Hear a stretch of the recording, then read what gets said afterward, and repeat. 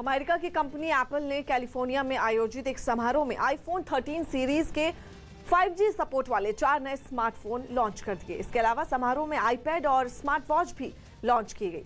भारत ने एप्पल के iPhone 13 series के स्मार्टफोन की शुरुआती कीमत 69,900 रुपये रखी है।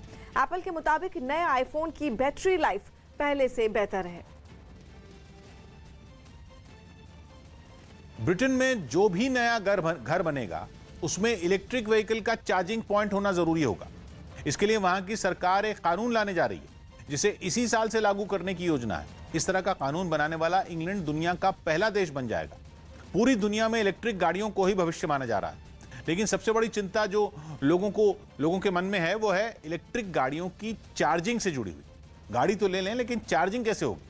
इसलिए इंग्लैंड में सरकार ने नीति बनाई है कि हर घर में गाड़ी को चार्ज करने की सुविधा तैयार की जाए, जिससे लोगों के मन में एक भरोसा पैदा हो पाए। घर में चार्जिंग की सुविधा तैयार करने के लिए कोई बहुत बड़ा निवेश मतलब बहुत ज्यादा खर्चा नहीं करना पड़ता।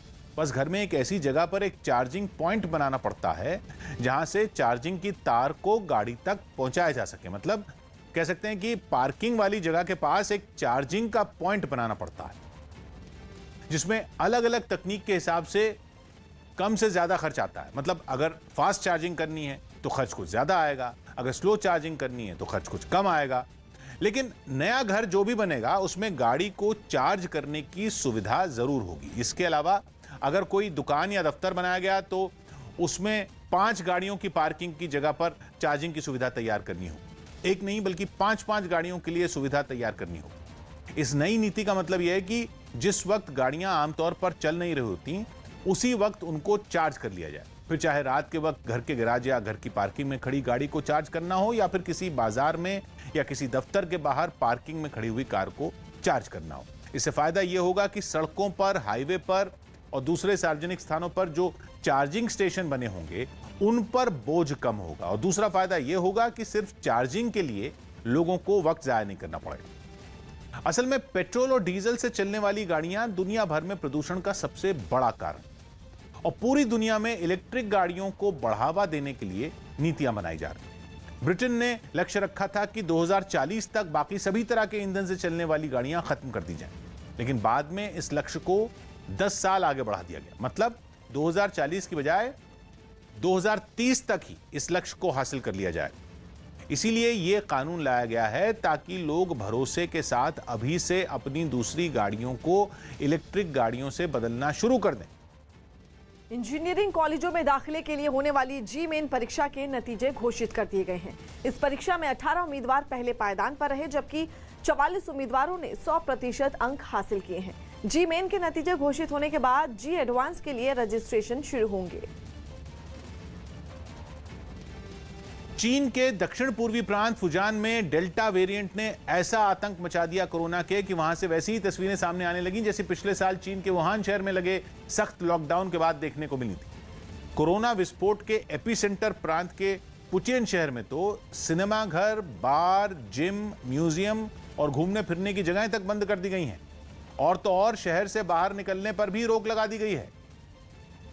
यही वजह रही कि बंदिशों की बेड़ियों में जकड़े शहर में सड़कों पर सन्नाटा पसर गया। जगह जगह बैरिकेडिंग कर दी गई। गली मोहल्ले सील होने की वजह से कम्युनिटी वर्कर लोगों को जरूरत का सामान उनके घरों तक पहुंचाते दिखे। लोग सड़कों से गायब हुए तो गुलजार रहने वाला शहर भूतहा नजर आने लगा। बसें और ट्रेनें भी रद्द कर दी गई और हाईवे पर भी इक्का दुक्का ट्रक ही गुजरते दिखे। शहर लॉक होते ही ऊपर से नीचे तक सफेद पीपीई किट में ढके कर्मचारी शहर का चप्पा चप्पा सैनिटाइज करने निकल पड़े। वहीं प्रशासन ने सैकड़ों स्वास्थ्य कर्मियों की टीम भी उतार दी जो लोगों की टेस्टिंग करने में लगी है। यूपी एसटीएफ ने लूट के मामले में फरार चल रहे निलंबित असिस्टेंट कमिश्नर को पकड़ा। उत्तर प्रदेश एसटीएफ ने लूट के मामले में फरार चल रहे निलंबित असिस्टेंट कमिश्नर को आगरा से गिरफ्तार कर लिया। आरोपी अजय कुमार चांदी कारोबारी से 43 लाख लूट के मामले में फरार चल रहे थे। यूपी के महोबा में एक मकान में संदिग्ध हालात में पति पत्नी का शव मिलने से हड़कंप मच गया। इस बात की जानकारी मिलते ही पुलिस मौके पर पहुंची और छानबीन में जुट गई।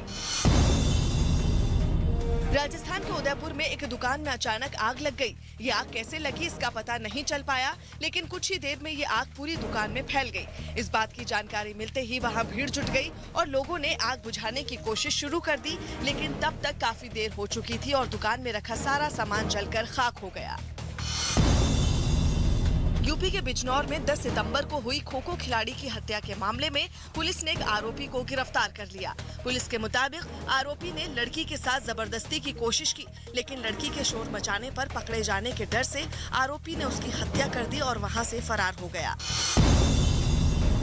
मध्य प्रदेश के मंडला में एक स्टील प्लांट में धमाका होने से 3 मजदूर झुलस गए। इन मजदूरों को इलाज के लिए जबलपुर के अस्पताल में भर्ती करवाया गया।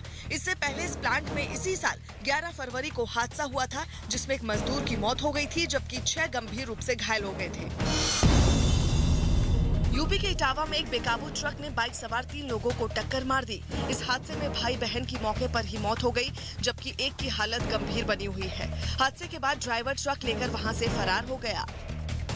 दिल्ली के पास हरियाणा के फरीदाबाद से रेस्क्यू की चौंकाने वाली तस्वीर